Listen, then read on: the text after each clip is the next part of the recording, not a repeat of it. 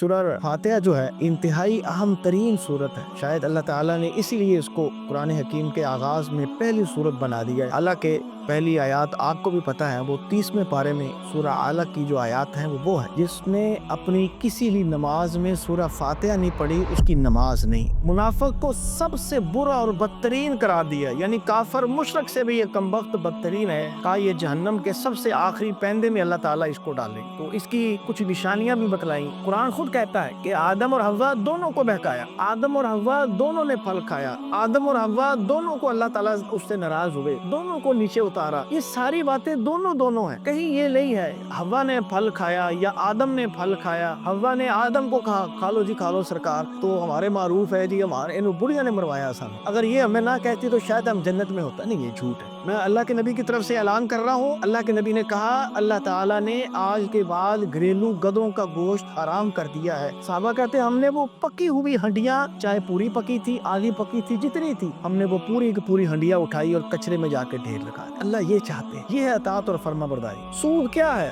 سود کا اصولی طور پر ضابطہ ذہن میں رکھیے گا۔ سورہ فاتحہ سے آج ہمارے اس بیٹے نے ماشاءاللہ بہت پیارا پڑھا، خوبصورت پڑھا۔ اللہ اس کا پڑھنا قبول فرمائے، اس کے لیے، اس کے والدین کے لیے، اس کے خاندان کے لیے، پوری وہ انسانیت جس کا اس کے ساتھ تعلق ہے، اللہ سب کے لیے اس کا پڑھنا ذریعہ نجات بنا دے۔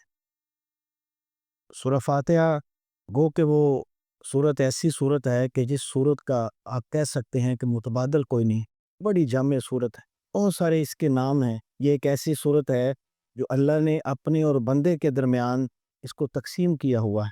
یہ ایک ایسی صورت ہے ایمان کے ساتھ، یقین کے ساتھ پڑھا جائے، بڑی ذمہ داری سے اور واضح دلائل، آج کی دنیا کے دلائل سے میں بات کہنے لگا ہوں کہ بڑی مشکل سے مشکل کوئی بیماری ہے تو یقین کیجئے آپ کثرت سے اس کا دم کریں، اللہ ضرور شفا دے گی۔ کہ اگر اس صورت کے اندر زہر کا دم موجود ہے، بڑی مشہور وہ حدیث ہے کہ جب کسی کو زہر نے کاٹا ہے، اور دلچسپ بات یہ ہے کہ وہ بعض روایات سے پتہ چلتا ہے کہ وہ مسلمان بھی نہیں تھے، غیر مسلم تھے، تو غیر مسلم کو مسلمان دم کر رہا ہے، قرآن کی شفا اور برکت اور اس صورت کی برکت دیکھیے، اللہ اس کو شفا دے رہا ہے۔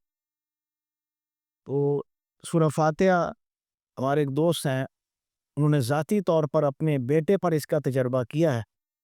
وہ کہتے میرے بیٹے کو کینسر کا مرض تھا، وہ بچہ بھی آج حیات ہے، اس کا باپ بھی آج حیات ہے۔ میرے بیٹے کو کینسر کا مرض تھا، ڈاکٹر سے رابطہ ہوا، مرض کا پتہ چلا، اخراجات کی بات ہوئی تو میرے پاس اتنی رقم نہیں تھی۔ وہ ماشاءاللہ خود بھی حافظ قرآن ہے، وہ بچہ بھی حافظ قرآن ہے، اس کی بیوی بھی حافظ قرآن ہے، اس کی جتنی بیٹیاں اور بیٹے ہیں سب حافظ قرآن۔ وہ کہتا ہے میں نے اور میری بیوی نے ارادہ کیا بھی ہمارے پاس پیسے تو ہے نہیں، قرآن تو ہے نا۔ جب ہم لوگوں کو بتاتے پھرتے ہیں کہ سورہ فاتحہ شفا ہے، تو پھر آج اس شفا کو کیوں نہ اپنے بیٹے کے لیے اللہ سے مانگیں۔ وہ کہتے ہیں ہم نے صبح دوپہر شام کثرت سے سورہ فاتحہ پڑھ کر اپنے بچوں پر دم کیا، اس بچے پر اس کو کینسر کا مرض تھا۔ ڈاکٹرز نے تو اس کا علاج جس طرح بتایا تھا، وہ کہتے ہیں ہمارے لیے ممکن نہیں تھا۔ خیر جو انہوں نے میڈیسن دی تھی وہ میڈیسن ہم استعمال کرتے رہے۔ ایک وقت ہوتا ہے مہینے بعد 2 مہینے بعد جب وہ ٹیسٹ کروانا ہوتا ہے، تو ہم ٹیسٹ کروانے کے لیے جب ہاسپٹل گئے، ڈاکٹرز نے ٹیسٹ کیا، اس نے کہا آپ نے اس کی میڈیسن کہاں سے لی ہے؟ اس نے کہا جی وہی میڈیسن جو آپ نے دی۔ اس نے کہا وہ میڈیسن تو کینسر کے مرض کو ختم ہی نہیں کرتی، جبکہ رپورٹس بتا رہی ہیں کہ آپ کے بچے کو اب کینسر کا مرض ہے ہی نہیں۔ اللہ پر وہ میں بتا رہا ہوں، وہ بچہ بھی زندہ ہے، اس کے ماں باپ بھی زندہ ہے، تو اس نے عملی طور پر یہ کر کے دکھایا ہے۔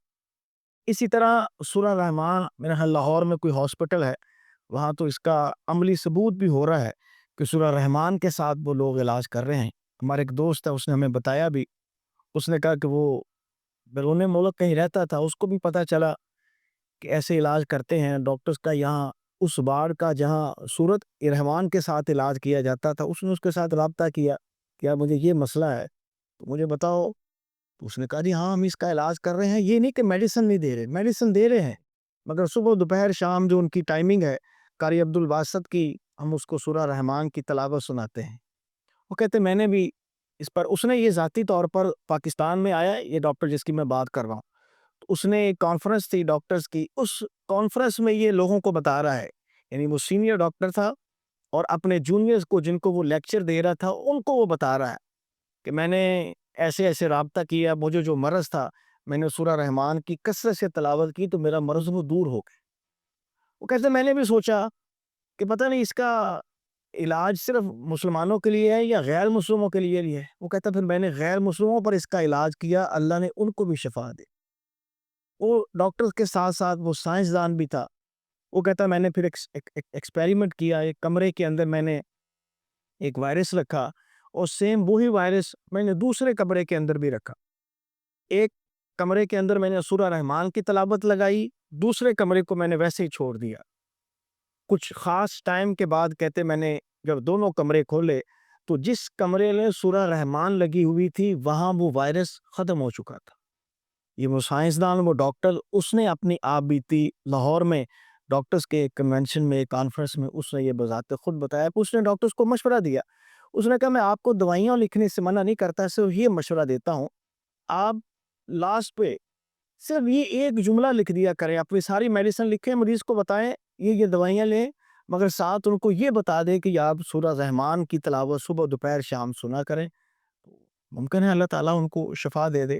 تو بات کرنے کا مقصد کہ سورہ فاتحہ جو ہے انتہائی اہم ترین صورت ہے، شاید اللہ تعالیٰ نے اسی لیے اس کو قرآن حکیم کے آغاز میں پہلی صورت بنا دیا اس کو، حالانکہ پہلی آیات آپ کو بھی پتہ ہے وہ 30ویں پارے میں سورہ علق کی جو آیات ہیں وہ ہے۔ یہ صورت اگر اہم ہے تو اس لحاظ سے بھی اہم ہے کہ رسول اللہ صلی اللہ علیہ وسلم نے فجر کی نماز پڑھائی، سلام پھیرا، صحابہ سے پوچھا، کہا میرے پیچھے کیا پڑھتے ہو؟ کہا جی سب کچھ، آپ سورہ فاتحہ پڑھتے ہیں، ہم بھی پڑھتے ہیں، آپ سورہ بقرہ، آل عمران، نساء کوئی بھی صورت پڑھتے ہو، ہم بھی وہی پڑھتے ہیں۔ تو آپ نے پھر منع کیا، کہا نہیں آئندہ سے آپ نے ایسا نہیں کرنا۔ وہ سادہ ایسے سمجھے کہ ایک آدمی تلاوت کر رہا ہے تو پیچھے سے آپ اس کے ساتھ ساتھ پڑھیں اور ساری کی ساری مسجد یا اس میں سے آدھے لوگ ساتھ ساتھ پڑھیں تو آپ کی ہلکی سی آواز گونجے گی۔ جب آواز گونجتی ہے تو پھر امام کو بھی تھوڑی سی فیلنگز آتی ہیں کہ میرے ساتھ ساتھ کوئی پڑھ رہا ہے، تو اس کو بھی غلطی لگنے کا خطرہ ہوتا ہے۔ تو یہ کیفیت رسول اللہ صلی اللہ علیہ وسلم نے محسوس کی، محسوس کر کے آپ نے صحابہ کو پھر منع کیا، کہا نہیں میرے پیچھے ساتھ ساتھ میرے کچھ نہ پڑھا کرو، صرف سورہ فاتحہ پڑھا کرو۔ اس لیے کہ لا صلاۃ لمن لم یقرأ بفاتحۃ الکتاب، جس نے اپنی کسی بھی نماز میں سورہ فاتحہ نہیں پڑھی اس کی نماز نہیں۔ اب آپ جس کو نماز کہتے ہیں اس کے اندر آپ کی سورہ فاتحہ ضروری ہے۔ نماز ہم فرائض کو کہتے ہیں، نوافل کو کہتے ہیں، جمعے کو کہتے ہیں، عید کو کہتے ہیں، جنازے کو کہتے ہیں، یہ بارش کی جو نماز ہے اس کو کہتے ہیں، سورج گرہن کی نماز اس کو صلاۃ کہتے ہیں، چاند گرہن کی نماز اس غرض ہے کہ جس کو آپ صلاۃ کہتے ہیں، نماز کہتے ہیں، ہر نماز میں اس حدیث کے مطابق آپ کو سورہ فاتحہ پڑھنی ضروری ہے، اس کے بغیر نماز نہیں ہے۔ کوشش کریں، حضرت ابو ہریرہ سے ان کے شاگردوں نے پوچھا تھا اگر ہم امام کے پیچھے ہیں تو پھر کیسے پڑھیں؟ کہا فی نفسی کا، اپنے دل میں پڑھو، گویا کہ فاتحہ چھوڑنی نہیں ہے۔ آپ امام ہیں، آپ مقتدی ہیں، آپ علیحدہ ہیں، آپ جماعت کے ساتھ پڑھ رہے ہیں، سورہ فاتحہ نہیں آپ نے چھوڑنی، وہ آپ نے ضرور پڑھنی ہے، اس لیے کہ اس حدیث کے مطابق اس کی تلاوت اگر نہ کی جائے تو نماز نہیں ہے۔ اور رسول اللہ صلی اللہ علیہ وسلم نے بھی قدرتی طور پر فرض نماز، فجر کی نماز کہ جس میں تلاوت بھی بلند آواز سے امام نے کرنی ہوتی ہے، اسی میں آپ نے منع کیا کہ نہیں، آپ نے میرے پیچھے صرف سننا ہے، پڑھنا صرف اتنا ہے جس کو آپ نے بتلا دیا، وہ تھا سورہ فاتحہ۔ اللہ مجھے اور آپ کو عمل کی توفیق عطا فرما۔ سورہ بقرہ، بقرہ ہم جس کو بقرہ کہتے ہیں یہ وہ بقرہ نہیں ہے، یہ بقرہ وہ قاف جو کینچی والی قاف ہے، یہ وہ بقرہ ہے۔ عربی میں یہ گائے کو کہتے ہیں، گائے کا لفظ یا نام اس لیے بقرہ اس کا رکھ دیا گیا، شاید کیونکہ اس کے اندر ایک گائے والا قصہ موجود ہے، اس گائے کے قصے کی مناسبت سے شاید اس کا نام سورۃ البقرہ رکھا ہے۔ آغاز میں اللہ تعالیٰ تھوڑا سا تذکرہ، چونکہ یہ مدنی صورت ہے، منافقین کا کر رہے ہیں کہ منافقین عبداللہ بن ابی بیچارہ جو بڑا سرداری کے خواب دیکھ رہا تھا۔ رسول اللہ صلی اللہ علیہ وسلم مدینہ منورہ جب آئے تو اس کے جب خواب ٹوٹے، اس بیچارے کی بدقسمتی، بجائے یہ کہ کلمہ پڑھ کے حقیقی مسلمان ہوتا، اس نے ظاہری کلمہ پڑھا، اندر سے منافق رہا، اندر سے وہی کافر اور شرک والا عقیدہ اس کے اندر موجود رہا۔ اور اس بیچارے کی بھی بدقسمتی اور اس کے ساتھ ان کی بھی بدقسمتی، جو 250-300-400 افراد اس کے ساتھ تھے، اس کو چاہتے تھے، پسند کرتے تھے، انہوں نے بھی منافقت کا رول ادا کیا اور ظاہری کلمہ پڑھا، اندر سے مسلمان نہیں ہوئے، اندر سے کلمہ نہیں پڑھا، اس کو پھر منافق کہتے ہیں۔ منافقت سے مراد جو ظاہری طور پر کلمہ پڑھے گا، مسجد میں آئے گا، نمازیں پڑھے گا، جمعے پڑھے گا، تلاوت کرے گا، اذکار کرے گا، سب کچھ کرے گا، مگر وہ حقیقی مسلمان نہیں۔ حقیقی مسلمان وہی ہے جو دل سے کلمہ پڑھے اور عمل سے ثابت کرے۔ تو رسول اللہ صلی اللہ علیہ وسلم نے بھی اسی لیے منافقین کو ان المنافقین فی الدرک الاسفل من النار، منافق کو سب سے برا اور بدترین قرار دیا، یعنی کافر مشرک سے بھی یہ کم بخت بدترین ہے، کہا یہ جہنم کے سب سے آخری پیندے میں اللہ تعالیٰ اس کو ڈالیں گے۔ تو اس کی کچھ نشانیاں بھی بتلائی، تو حدیث کے مطابق تو یہ ہے کہ اگر یہ نشانیاں کسی شخص میں بھی پائی گئیں، اگر وہ اپنے آپ کو مسلمان بھی کہتا ہے، فہوا منافقن خالصن خالصن خالصن، حدیث کے مطابق اللہ کے نبی نے اس کو 3 بار کہا کہ وعدہ کرے اپنے وعدے کو توڑے، جھگڑا کرے تو ساتھ وہ لڑائی کرے، ایسا وہ شخص جس پر فجر کی نماز بھاری ہو وہ منافق ہے، عشاء کی نماز بھاری ہو وہ منافق ہے۔ یہ وہ نشانیاں ہیں چند جو منافق کی بتلائی ہیں، اور کہا کہ اگر یہ چند نشانیاں، اللہ ہم سب کو محفوظ فرمائے، اگر یہ کسی بھی شخص کے اندر پائی گئی، وہ عقیدے کے لحاظ سے تو منافق نہیں ہے، اس لیے کہ عقیدے کے لحاظ سے تو منافق کنفرم جہنم میں جائے گا، مگر عملی طور پر اس کے اندر منافقت کی نشانیاں پائی جاتی ہیں۔ اس لیے اللہ مجھے اور آپ کو محفوظ فرمائے، منافقت کی نشانیوں سے اللہ ہم سب کو محفوظ فرمائے۔ یہ بڑے اپنے آپ کو سمجھدار اور بڑے ہوشیار سمجھتے تھے۔ ہوشیاری یہ تھی کہ کلمہ پڑھا اور کلمہ پڑھ کے لوگوں کو کہتے تھے ہاں ہم مسلمان ہو گئے ہیں، جب اپنے ساتھیوں کے پاس جاتے ان کو کہتے ہم پاگل ہیں، ہم بے وقوف ہیں، قالوا انؤمن کما آمن السفہاء، ہم کیوں مسلمان ہوں، ہم اس محمد صلی اللہ علیہ وسلم پر ایمان کیوں لائیں، میں تو سارے بے وقوف ہے۔ یہ صحابہ کو کہا جا رہا ہے کہ صحابہ کرام سارے بے وقوف ہیں، انہوں نے غلطی کی ہے جو اس کا کلمہ پڑھ کے مسلمان ہو گئے، ہم نہیں مسلمان ہونے والے۔ آگے اللہ تعالیٰ غصہ کرے، الا انہم هم السفہاء ولکن لا یعلمون، یہ میرے صحابہ کو بے وقوف کہتے ہیں، اللہ کہتے ہیں یہ بذات خود بے وقوف ہے، یہ حماقت کر رہے ہیں جو اس قسم کا عقیدہ رکھ رہے ہیں۔ وَإِذَا لَقُوا الَّذِينَ آمَنُوا قَالُوا آمَنَّا، جب اپنے ساتھیوں سے ملتے، منافقین آپس میں ملتے، تو اس وقت ان کا عقیدہ اور ہوتا، ایمان والوں سے ملتے پھر اور ہوتا۔ ایمان والوں سے ملتے باتیں اسی طرح کی، گفتگو اسی طرح کی، ہم بھی ہم مسلمان ہیں، ہم مسلمان ہیں، ہم ایمان لائے ہوئے ہیں، ہم بھی صحابہ ہیں۔ تو جب اپنے ساتھیوں سے وَإِذَا خَلَوْا إِلَىٰ شَيَاطِينِهِمْ، اپنے سرداروں ساتھیوں کے پاس جاتے، قَالُوا إِنَّا مَعَكُمْ، پریشان نہیں ہونا، ہم مسلمانوں کو بے وقوف بنا رہے ہیں، ہم ان کے ساتھی نہیں، تمہارے ساتھی۔ منافقت کا یہ کردار آپ دیکھیے، انما نحن مستہزئون، ہم تو ان کا مذاق اڑا رہے ہیں، ان کو پتہ ہی نہیں چل رہا ہم ان کے ساتھ کیا کر رہے ہیں۔ تو آپ ان کی حماقت دیکھ کے ان بیچاروں کو پتہ نہیں چل رہا کہ اللہ ان کی ساری باتیں رسول اللہ صلی اللہ علیہ وسلم کو بتلا رہے ہیں، رسول اللہ صلی اللہ علیہ وسلم وحی کے ذریعے پھر ساری امت کو، سارے مسلمانوں کو بتا رہے ہیں کہ ان منافقین کی کرتوتیں دیکھو۔ اللہ یستہزئ بہم ویمدہم فی طغیانہم یعمہون، اللہ کہتے پھر ہم بھی ان کے ساتھ مذاق کریں گے، مراد ہم بھی ان کو پھر سخت ترین سزا وہ جہنم والی دیں گے۔ اولئک الذین اشتروا الضلالۃ بالہدی فما ربحت تجارتہم وما کانوا مہتدین، اللہ کہتے بہت بری تجارت انہوں نے کی ہے، یہ جو ادلا مدلا انہوں نے کیا ہے، انہوں نے ہدایت کی بجائے گمراہی کو انہوں نے ترجیح دی ہے، یہ بہت بری انہوں نے تجارت کی ہے، بہت بری چیز یہ خرید بیٹھے ہیں، ان کا نقصان یقیناً انہیں ہوگا۔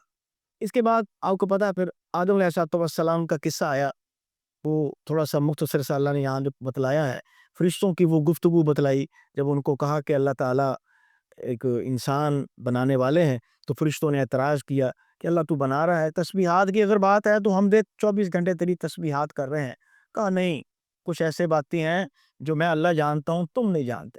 آدم علیہ السلام کی تخلیق ہوئی، تخلیق کر کے وَعَلَّمَ آدَمَ الْأَسْمَاءَ كُلَّهَا، اللہ کہتے ہیں ہم نے کچھ چند باتیں آدم کو سکھائیں اور ان کو کہا جاؤ فرشتوں کو جا کے بتاؤ۔ فرشتوں کے سامنے جب وہ باتیں رکھی، فرشتے بھی دنگ رہ گئے، اللہ تو نے کیا مخلوق بنائی ہے کیا ان کا علم ہے، کیا اس کی گفتگو ہے، کیا اس کا ملکہ ہے، کیا اس کا انداز ہے، وہ بھی قائل ہو گئے، وہ بھی تسلیم کر لیا انہوں نے۔ ہاں، ہمارا یہ جو بات کرنا وہ غلط تھا، اصل میں حقیقی طور پر جو اللہ نے آدم کی تخلیق یا انسان کی تخلیق کی ہے، یہ بہترین تخلیق ہے۔ ان کی پھر آزمائش کے لیے اللہ تعالیٰ نے ایک درخت کے قریب جانے سے منع کیا۔ یہ سارا پروسیجر جو ہو رہا ہے، یہ اللہ نے کرنا تھا، یہ ہونا تھا، کرنا تھا۔ اس کی بین ثبوت اور دلیل میں اور آپ یہاں بیٹھے ہیں کہ اللہ تعالیٰ نے یہ سب کچھ کرنا تھا تو اس لیے ہوا۔ آدم علیہ السلام کو اور اماں حوا کو آدم کی تخلیق کی، آدم ہی کی بائیں پسلی سے اللہ تعالیٰ نے پھر ان کے لیے ایک اور مخلوق تخلیق کی، جس کو ہم عورت کہتے ہیں، جس کو نساء کہتے ہیں۔ اس عورت کی تخلیق کر کے اللہ تعالیٰ نے اس کا ساتھی اس کو بنایا، جنت کے اندر ان کو دونوں کو آزاد کر دیا۔ بس ایک درخت کی اجازت نہیں تھی کہ آپ نے اس کے قریب نہیں جانا۔ شیطان کو بھی اختیار دیا، ان کو بھی منع کیا۔ اس نے آ کر بہکایا اور کہا کہ نہیں، اگر آپ یہ پھل کھا لو گے، درخت کے قریب جاؤ گے، تمہیں اس سے بہتر زندگی ملے گی، اللہ کی اور قربت ملے گی، فرشتوں سے بھی آگے بڑھ جاؤ گے، اللہ کے بڑے قریب ہو جاؤ گے۔ بس وہ بہکاوے میں آ گئے، اور سب سے بڑھ کر جو اس کمبخت نے بات کی، اس نے کہا اللہ کی قسم میں جو تمہیں بات بتلا رہا ہوں آدم بڑی صحیح کہہ رہا ہوں۔ بس اماں حوا اور آدم دونوں اس بات پر تھے کہ شاید کوئی اللہ کی جھوٹی قسم نہیں اٹھا سکتا۔ وَقَاسَمَهُمَا انی لَكُمَا لَمِنَ النَّاصِحِينَ، قسم اٹھا لی جھوٹی اس کمبخت نے ان دونوں کے سامنے کہ میں اللہ کی قسم اٹھا کر کہتا ہوں میں تمہارا خیر کھاؤں، تمہیں جو باتیں بتا رہا ہوں ٹھیک کہہ رہا ہوں، کھا لو۔ ان دونوں نے کھا لیا۔ یہاں سے یہ بھی ذہن میں رکھیے گا، قرآن خود کہتا ہے کہ آدم اور حوا دونوں کو بہکایا، آدم اور حوا دونوں نے پھل کھایا، آدم اور حوا دونوں کو اللہ تعالیٰ اس سے ناراض ہوئے، دونوں کو نیچے اتارا۔ یہ ساری باتیں دونوں ہیں، کہیں یہ نہیں ہے کہ حوا نے پھل کھایا یا آدم نے پھل کھایا، حوا نے آدم کو کہا کھا لو جی، کھا لو سرکار، تو ہمارے معروف ہے جی، ہمارے انہوں بڑھیا نے مروایا سانو۔ اگر یہ ہمیں نہ کہتے تو شاید ہم جنت میں ہوتا نہیں، یہ جھوٹ ہے۔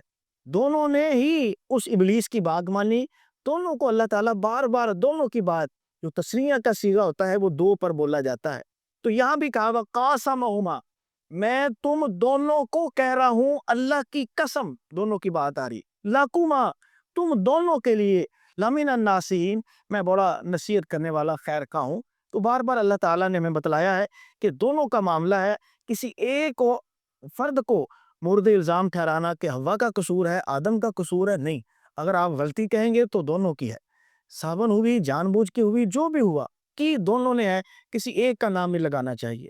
پھر آپ کو پتا ہے پھر دونوں کو نیچے اتار دیا گیا، اتار کر اللہ تعالیٰ نے پھر زمین میں دونوں کو علیحدہ کر دیا، دونوں بیچارے بھٹکتے رہے، مگر اللہ نے خاص ایک رحمت کی، اڑیل نہیں تھے، تکبر نہیں تھا، غرور نہیں تھا، مان گئے، تسلیم کیا، ہاں ہم سے غلطی ہوئی ہے۔ جب ہمیں جو اللہ نے کہا کہ اس درخت کے قریب نہیں جانا، ہم کیوں گئے؟ ہم سے غلطی ہوگی۔ ابلیس نے کہا کہ نہیں میں آدم کو سجدہ نہیں کروں گا، وہ اکڑ گیا۔ آدم اور حوا دونوں اکڑے نہیں، تسلیم کیا کہ ہاں ہم سے غلطی ہوگی۔ اللہ نے پھر وہ دعا سکھائی، ربنا ظلمنا انفسنا وان لم تغفر لنا وترحمنا لنکونن من الخاسرین، یہ دعا سکھائی تو اللہ تعالیٰ نے پھر کثرت اس دعا سے دونوں کو پھر معافی دی۔ یہاں بھی ایسے میں رکھیے گا، کسی حدیث میں نہیں ہے کہ حوا نے یا آدم نے، عرش پر لکھا ہوا تھا، عرش کے پائے پر لکھا ہوا تھا لا الہ الا اللہ محمد رسول اللہ، تو اللہ تعالیٰ کو محمد رسول اللہ کا واسطہ دیا، جھوٹ ہے، بکواس ہے، کوئی ایسی بات نہیں ہے، کوئی ایسی صحیح روایت اور حدیث میں موجود نہیں ہے۔ ایسی فضول پراپوگنڈا اپنی طرف سے کر دیا گیا ہے کہ نعوذ باللہ عرش پر ایسا کو کلمہ کو ایسا جملہ لکھا تھا تو آدم نے یا حوا نے پڑھ کے تو اس کا واسطہ دیا۔ اللہ تو بتا رہے ہیں کیا پڑھا ہے، یہ ربنا ظلمنا قرآن کی دعا ہے، قرآن کی آیت ہے، تو جب اللہ بتا رہا ہے کہ کن جملوں سے میں نے ان کی بخشش کی ہے، تو میرا خیال ہے کہ ہمیں پھر پرہیز ہی کرنا چاہیے۔ جو بات اللہ کہہ رہے ہیں اس سے ہی ہمیں اپنے دماغ کو معطر کرنا چاہیے، بجائے یہ کہ اپنے پاس سے ہم کوئی ایسی بات کہیں۔ وَإِذْ قَالَ مُوسَىٰ لِقَوْمِهِ إِنَّ اللَّهَ يَأْمُرُكُمْ أَن تَذْبَحُوا بَقَرَةً، یہ وہی جو باقرہ میں نے آپ کو بتلایا تھا، وہ قصہ یہاں مختصر سا کہ ان یہودیوں میں یہ چچا بھتیجا تھا، بھتیجے نے مال کی خاطر لالچ میں آیا، چچا کو قتل کیا، چچا کو قتل کرنے کے بعد لاش کسی اور کے دروازے کے آگے پھینک دی۔ اب لوگوں نے کہا یہ جس کے گھر کے سامنے لاش پڑی یہی قاتل ہے۔ اس وقت بھی اصول یہی تھا، آپ جانتے ہیں آج بھی اصول یہی ہے، اس کے گھر کے باہر موٹر سائیکل چوری کی کھڑی ہے تو چور وہی ہے، جس کے گھر سے گاڑی برآمد ہو گئی چور وہی ہے، جس کے گھر سے لاش برآمد ہو گئی قاتل وہی ہے، دنیا کا اصول ہے۔ اس نے بھی ایسا ہی کیا، چچا کو قتل کیا، قتل کر کے کسی اور قبیلے کے فرد کے گھر کے سامنے لاش کو پھینکا، خود ہی شور کر دیا میرا چچا نہیں مل رہا، چچا نہیں مل رہا۔ چچے کی جب لاش ملی، کہا جی انہوں نے قتل کیا ہے۔ اب وہ معاملہ خراب ہوا، جب دونوں برادریوں میں خاندانوں میں جھگڑا ہوا تو موسیٰ علیہ السلام کے پاس آئے۔ موسیٰ علیہ السلام کو کہا جی اب کیا کریں؟ کہا کرنا کیا ہے، ایک جانور ذبح کرو، گائے ذبح کرو اور گائے کے گوشت کا ٹکڑا اس میت کو لگاؤ، لاش کو لگاؤ، لاش اٹھے گی، میت اٹھے گی، تمہیں بتا دے گی قاتل کون ہے۔ بابا جی کیا بات ہے، کیا تم ہمارا مذاق اڑا رہے ہو، مذاق کر رہے ہو ہم سے کہ گائے ذبح کریں، گائے کا گوشت لگائیں اور گائے کا گوشت کا ٹکڑا میت کو لگے گا، وہ اٹھے گی، ہمیں قاتل بتائے گی؟ عجیب ہی سسٹم بتا رہے ہو۔ وَإِذْ قَالَ مُوسَىٰ لِقَوْمِهِ إِنَّ اللَّهَ يَأْمُرُكُمْ أَن تَذْبَحُوا بَقَرَةً قَالُوا أَتَتَّخِذُونَا هُزُوًا، قوم کہنے لگی ہم سے مذاق کر رہے ہو۔ قَالَ أَعُوذُ بِاللَّهِ أَنْ أَكُونَ مِنَ الْجَاهِلِينَ، موسیٰ علیہ السلام کا کیا فضول بات کرتے ہو، اللہ کی ذات سے متعلق میں جھوٹ بولوں گا؟ اللہ کی ذات سے مطلب تم سے میں کوئی مذاق کروں گا؟ یہ اللہ ہے، یہ کوئی عام چیز ہے؟ میں کوئی جاہل آدمی نہیں ہوں کہ میں تم سے اللہ کی ذات سے متعلق کو جھوٹ بولوں گا یا اللہ کی ذات سے متعلق تم سے کوئی مذاق کروں گا۔ اس سے آپ اندازہ لگائیے یہ جاہلوں کا کام ہے، پڑھے لکھو دیندار لوگوں کا کام نہیں ہے۔ آپ نے اکثر دیکھا ہے، شاید کوئی کلکس بھی بنے ہیں، کوئی لطیفے بھی ایسے معروف ہیں جنت سے متعلق، اللہ کی ذات سے متعلق، اللہ بھول گیا، اللہ نے یہ کیا، اللہ نے وہ کیا، فرشتے نے یہ کیا، فرشتے نے وہ کیا، میں جنت میں جاؤں گا، یہ کروں گا، میں جنت، یہ سب غلط ہے۔ جنت سے متعلق، فرشتوں سے متعلق، اللہ کی ذات سے متعلق کوئی ایسی بات جو بطور مذاق آپ کہتے ہیں، قطعی طور پر نہ کہا کریں، یہ اللہ تعالیٰ کی توہین ہے، یہ اللہ کی توقیر اور عزت میں آپ کمی کر رہے ہیں، فرشتوں کی توقیر میں کمی کر رہے ہیں، جنت کا آپ مذاق اڑا رہے ہیں۔ اس لیے کہا موسیٰ علیہ السلام نے نہ مجھے نہ ایسی بات سکھاؤ۔ اچھا، قالوا ادع لنا ربک یبین لنا ما ہی، اصل میں ہوا یہ کہ یہ لوگ پیچھے کچھ عرصہ گزرے ہیں، آگے وہ واقعات آئیں گے، ان کے دل میں جیسے یہ انڈیا کے اندر ہے، وہ لوگ گائے سے کتنی محبت کرتے ہیں۔ اگر آپ کسی کو دیکھیں وہ گائے کے پیچھے کھڑا ہو اور گائے کا پیشاب لے رہا ہو، اپنے اوپر ڈال رہا ہو، اس کو پی رہا ہو، اس کو کہیں کہ اس گائے کو ذبح کر، وہ کرے گا؟ کبھی نہیں کرے گا۔ اس کو ایک تو وہ ماں کہتے ہیں، دوسرا اس کو وہ نعوذ باللہ اللہ کے برابر صفات دیے بیٹھے ہیں، اس کو معبود سمجھ رہے ہیں، بڑی اس کو پاکیزہ ہستی سمجھ رہے ہیں، تو اس کو ذبح کیسے کریں گے؟ یہ تھوڑا سا جذبہ اور تھوڑی سی گھٹیا سوچ بنی اسرائیلیوں میں بھی آئی ہوئی تھی۔ گائے کو پوچھتے تو نہیں تھے، ایک قبیلے کو گائے کو پوچھتے دیکھا، ان کے دل میں بھی آیا یار ہمارے پاس بھی کوئی ایسی ہستی ہونی چاہیے کہ ہم بھی گائے کو پوچھیں، تو وہ گائے کی محبت ان کے دل میں تھی۔ اب جب اللہ نے کہا گائے کو ذبح کرو، ان کو لالے پڑ گئے، اب بہانے کرنے آ رہے۔ اچھا جا کے اللہ سے پوچھو ماں ہیا، وہ گائے ہمارے لیے بتائے وہ کیسی ہو؟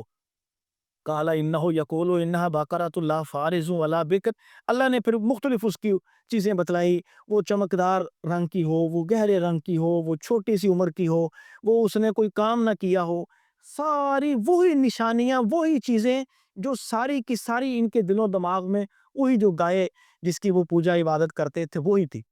شاید آپ نے بھی وہ منظر دیکھا ہو، ہم جب فیصل آباد پڑھتے تھے ہم نے تو بڑی بار دیکھا ہے، اللہ کا شکر ہے اب میرا خیال کوئی ایسا رجحان وہاں تو نہیں ہے۔ وہاں گائے بہت پھرتی تھی فیصل آباد میں، آپ لوگ جاتے ہیں آپ نے شاید دیکھا ہو، تو گائے سڑک کے درمیان میں بیٹھ جائے اس کو کوئی اٹھاتا نہیں تھا۔ سیم یہی کیفیت انڈیا میں بھی ہے۔ گائے ہم نے خود دیکھا کسی ریڑھی والے کے پاس، دکاندار کے پاس جاتی، وہ گائے اس کی اس ریڑھی والے کے پھل کو منہ مارتی، وہ ڈانٹتا نہیں تھا، گھبراتا نہیں تھا، بلکہ پھل اٹھا کے اس کے منہ میں دیتا تھا۔ کوئی دکاندار کے پاس جانا، گائے نے خود بخود، جو آوارہ گائے ہوتی تھی، وہ آوارہ گائے ایسے پھرتی ہے تو جا کے کسی دکاندار کے پاس کسی چیز کا منہ مار رہی ہے تو وہ ڈرتا تھا، نہیں نہیں یہ گائے ہے۔ یعنی وہی گھٹیا سوچ جو ہندوؤں کی تھی، بدقسمتی سے ہم نے دیکھا وہی پھر ان کے گلے میں دوپٹے کلر والے بندے ہوئے، وہ نشانیاں جو آپ نے کبھی اونٹ بھی دیکھے ہوں گے، اس قسم کے اونٹ بھی لوگوں کے پاس ہے، گائے بھی لوگوں کے پاس ہے، تو اسی قسم کا سوچ ہندوؤں میں بھی ہے، بدقسمتی سے مسلمانوں کے اندر بھی آ گئی، اور یہ ان بنی اسرائیلیوں کے اندر بھی تھی۔ اللہ نے پھر مختلف سٹیپس میں وہ بار بار آتے رہے، اس کا رنگ کیسا ہو، اللہ کہتے بقرۃ صفراء، وہ زرد رنگ کا ہو، فاقع لونھا تسر الناظرین، چمکیلا ہو، دیکھنے والوں کو وہ خوش کرے۔ پھر آ گئے ادع لنا ربک یبین لنا ما ہی ان البقرۃ تشابہ علینا، اور جا اللہ سے پوچھ موسیٰ کیا ہوا، یہ گائے تو وہی ہے جس سے ہم محبت کرتے ہیں۔ سمجھ گئے کہ یہ تو وہ گائے وہ ہے جس سے ہم محبت کرتے ہیں، یہ وہ ہے انا انشاءاللہ لمہتدون، اکثر مفسرین کہتے ہیں یہاں ایک لفظ بول دیا انہوں نے، یا منہ سے نکل گیا انا انشاءاللہ، اللہ نے اگر چاہا تو ہم انشاءاللہ اپنی بات میں پورے اتریں گے، تو شاید اسی وجہ سے ان سے یہ کام ہو گیا۔ قال انه یقول انها بقرۃ لا ذلول تثیر الارض ولا تسقی الحرث، وہ گائے ایسی ہو اس نے کبھی کھیت میں کام بھی نہ کیا ہو، اس نے کبھی پانی بھی نہ نکالا ہو۔ عرب میں بھی اور آج بعض دیہاتوں میں بھی آپ نے دیکھا ہے کہ لوگ گائے کے ساتھ پانی نکالتے ہیں، وہ گائے گھومتی ہے اور کنویں سے پانی نکالتے ہیں، گائے گھومتی چلتی ہے اور آپ کی فصل کو تیار کرتی ہے۔ اس وقت وہاں بھی رواج تھا، گائے وہ ہو وہ بالکل ممی ڈیڈی گائے ہو، اس نے کوئی محنت والا مشقت والا کام نہ کیا ہو، کہتے ہیں اچھا جی ٹھیک ہے، پھر قال الآن جئت بالحق، اب آیا ہے تو صحیح بات کی طرف، ہمیں سمجھ لگ گئی ہے تو کرنا کیا چاہتا ہے۔ فذبحوها وما كادوا يفعلون، اللہ کہتے ہیں ذبح تو انہوں نے کیا ہے مگر ذبح کرنا نہیں چاہتے تھے، سمجھ ان کو لگ گئی تھی۔ تو یہ اللہ تعالیٰ اس جو میں نے آپ کو گائے کا بتلایا تھا، اب آپ یہاں اندازہ لگائیں کہ صرف ہیلے بہانے تھے، یہ کر دو وہ کر دو فلاں کر دو، کیسی ہو، کس طرح کا رنگ ہو، اس کی عمر کیا ہو، اس کا فلانا کیا ہو، ایسے نہیں ہونا چاہیے۔ مومن آدمی کو زیب نہیں دیتا، مومن آدمی کو پتہ چل گیا، صحابہ کہتے ہیں ہم گھر میں بیٹھے تھے، ہماری ہنڈیوں میں گدھے کا گوشت چڑھا ہوا تھا، گدھے کے گوشت ہم نے پکانے کے لیے ہنڈیوں میں رکھے تھے، آواز آئی کہ باہر رسول اللہ صلی اللہ علیہ وسلم کا جو منادی دینے والا ہے منادی دے رہا ہے، بھائیو میں اللہ کے نبی کی طرف سے اعلان کر رہا ہوں، اللہ کے نبی نے کہا اللہ تعالیٰ نے آج کے بعد گھریلو گدھوں کا گوشت حرام کر دیا ہے۔ صحابہ کہتے ہیں ہم نے وہ پکی ہوئی ہڈیاں، چاہے پوری پکی تھی آدھی پکی تھی جتنی تھی، ہم نے وہ پوری کی پوری ہڈیاں اٹھائی اور کچرے میں جا کے ڈھیر لگا دیا۔ اللہ یہ چاہتے ہیں، یہ ہے اطاعت اور فرما برداری۔ پتہ چلا شراب حرام ہے، وہ لوگ شراب کا کام کرتے تھے، بزنس کرتے تھے، پیتے تھے، بیچتے تھے، خریدتے تھے، اپنا بزنس کاروبار تھا، یہ نہیں کہا اچھا اللہ کے نبی سے پوچھ لیں، اچھا جی تھوڑی جی پی لیے، شام تک جازتا ہے، یہ ایک بڑی اچھے فلیور والی ہے، بڑی کاسٹلی ہے، مہنگی ہے، یہ پی سکتے ہیں، اگر پانی میں ڈال کے پی لیں وہ جائز ہے، اگر برف میں ڈال کے پی لیں پیپسی کے ساتھ، ہاں کسی صحابی نے ایسا نہیں کہا، پتہ چلا حرام، بس تمام نے اپنے مٹکے توڑے اور شراب کو بہا دیا، کوئی ہلا نہیں، کوئی بہانہ نہیں۔ بدقسمتی ہے ہمارے بھی یہاں ہیلے بہانے شروع ہو گئے ہیں۔ کہا سود کیا ہے؟ سود کا اصولی طور پر ضابطہ ذہن میں رکھیے گا، پیسے کے ساتھ پیسے کو بڑھا کے دینا یا لینا، یہ سود ہے۔ جھٹکا سا معاملہ، جھٹکی سی بات، جھٹکا سا اصول، جب آپ کوئی چیز بیچتے خریدتے ہیں پیسے کم زیادہ کرتے ہیں، حلال ہے، جائز ہے، کاروبار ہے، بزنس ہے، مگر آپ جب پیسہ دیتے ہیں اور پیسہ دینے پر پیسے مانگتے ہیں، یہ سود ہے۔ پیسہ لیتے ہیں، پیسے لینے پر پیسہ دیتے ہیں، سمجھ لیجیے یہ سود ہے۔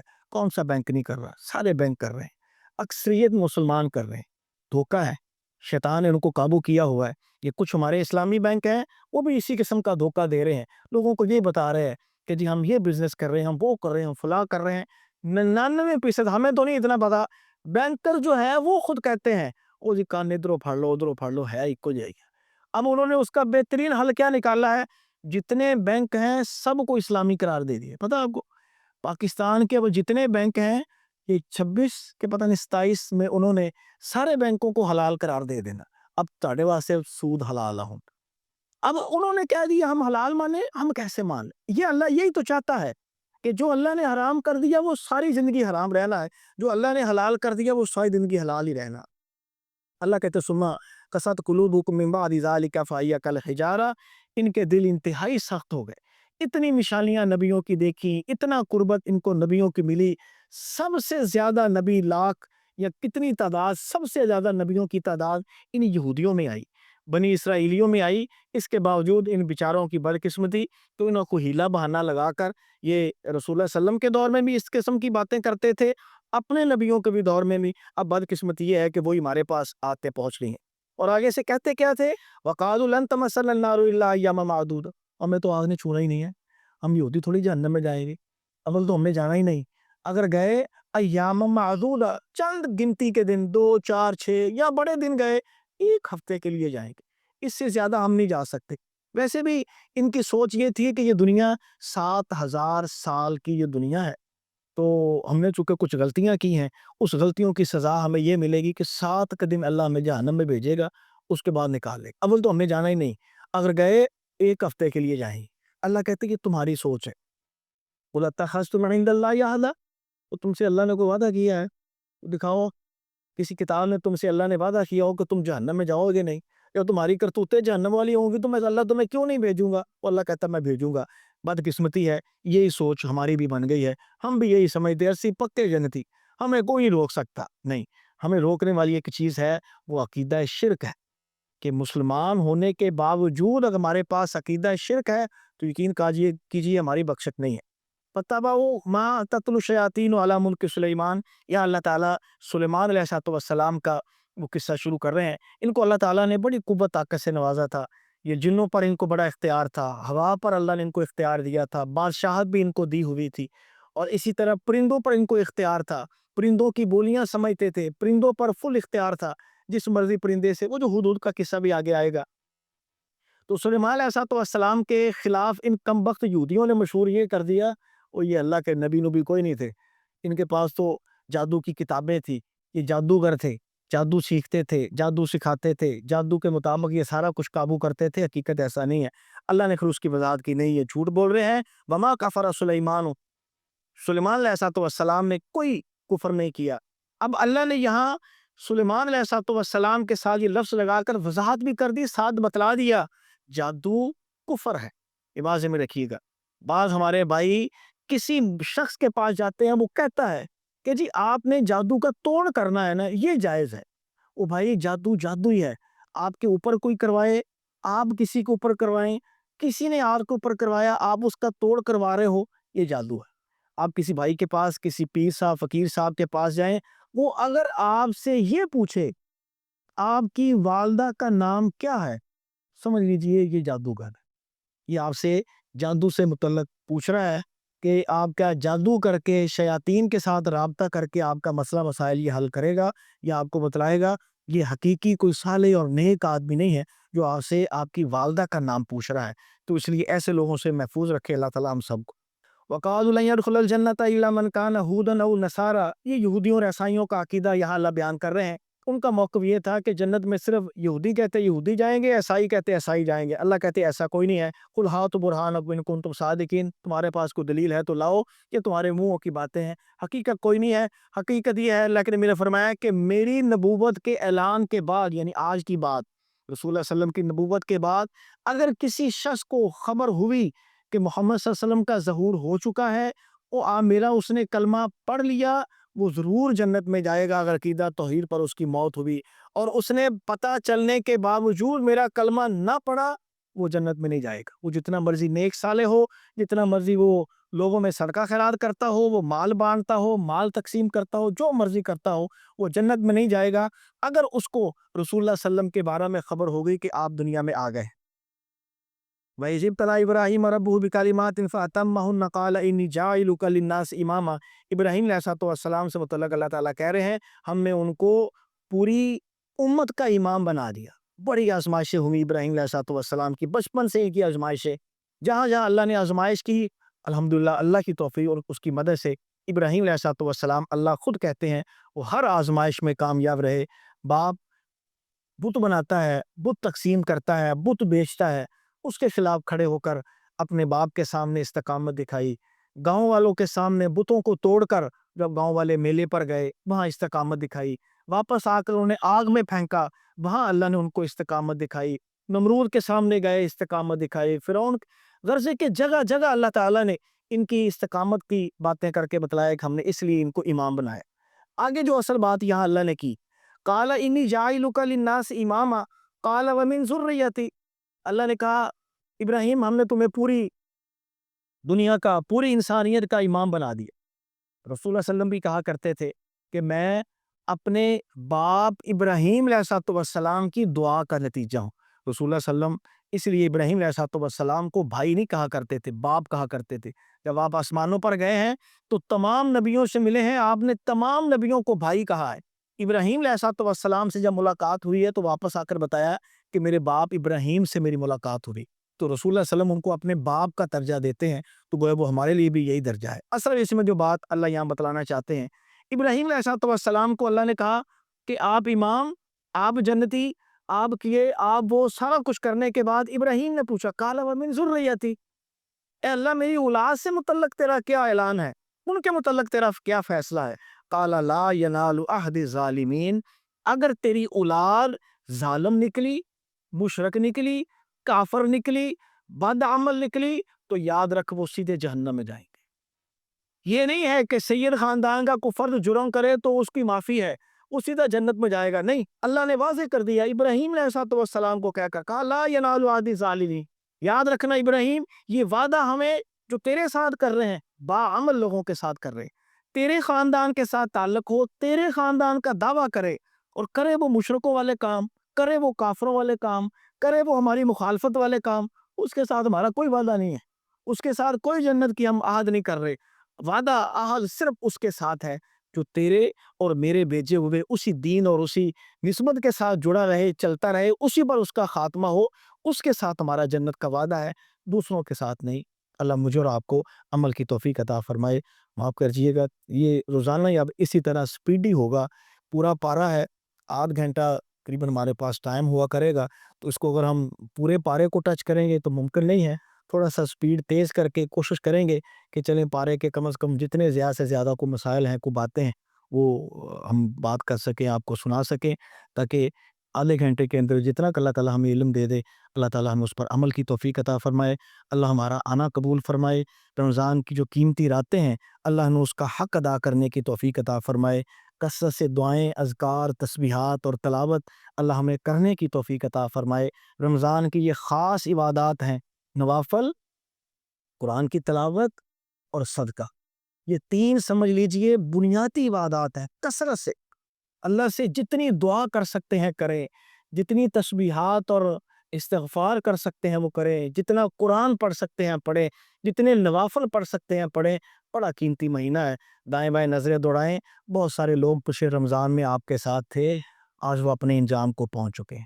اللہ نے مجھے آپ کو موقع دیا ہے نیکیاں بڑھانے کا، اس حدیث کے مطابق دو دوست دنیا میں تھے، ایک شہید ہو گیا، دوسرا اس کے کافی عرصے بعد دنیا سے رخصت ہوا، تو صحابہ کہنے لگے دیکھو یار بیچارہ کتنا بد قسمت ہے، وہ تو شہید تھا، وہ جو پہلے جنت میں چلا گیا، یہ اب دنیا سے گیا ہے، یعنی کافی عرصے بعد یہ گیا ہے، تو اس کی نیکیاں کم ہیں۔ میں اس کی نیکیاں کیسے کم ہیں؟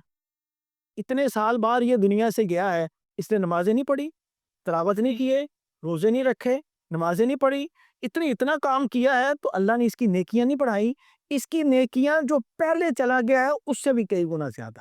حدیث سنانے کا مقصد ہے جو چلے گئے ان کی نیکیاں تو ختم ہو گئی، میرے آپ کے پاس موقع ہے، ہم اپنی نیکیوں کو جو چلے گئے ہیں ان سے زیادہ نیکیاں کر کے بڑھانے کی کوشش کریں۔